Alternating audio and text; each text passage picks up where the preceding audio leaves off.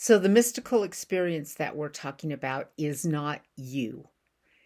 It is still something that's happening in your brain. So, remember our diagram where we were talking about the why, and this is you, and this is your left brain, and this is your right brain. And when your left brain is very noisy, it feels dominant. When the left brain goes very quiet, then you see that the right brain is going all the time. But these are still things that are happening. It's something that you can see. Remember back at our very original statements that we were making, that if you can see it, it's not you, it's something else. So we don't want to get stuck in this mystical experience. It's not that it's not useful, because it is. It's very useful.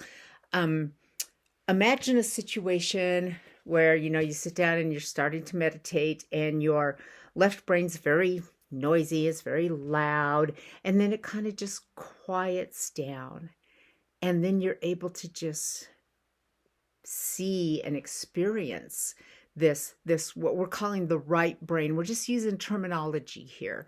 This right brain experience where everything is one and you're vast and the molecules are disappeared into each other, and it's a beautiful, fabulous experience, but it's still an experience that's happening in your brain. So imagine if the left brain quiets, then the right brain becomes noticeable, and then this thing we're calling the right brain also quiets down, so that now both of these are dissolving away, and really all that's left is you. So this is what we're kind of looking for. And the reason I'm kind of harping on about this a lot is because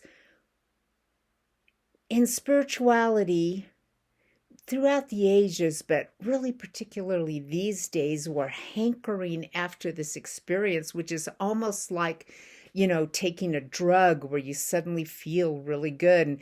And I want to convince you that, first of all, it's always there. You can do very, very simple things to relax and access it.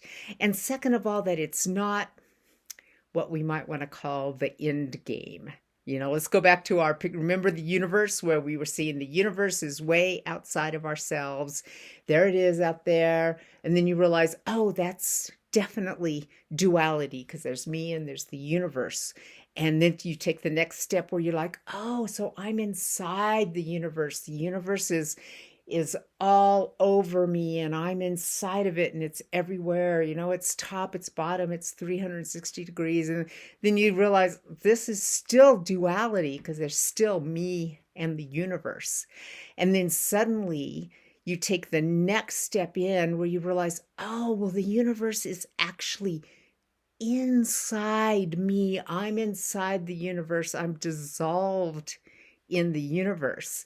And this is the step that we take into when we access this quiet part of ourselves.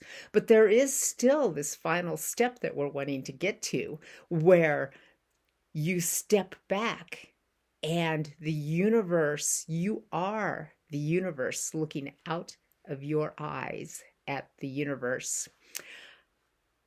So let's keep going on.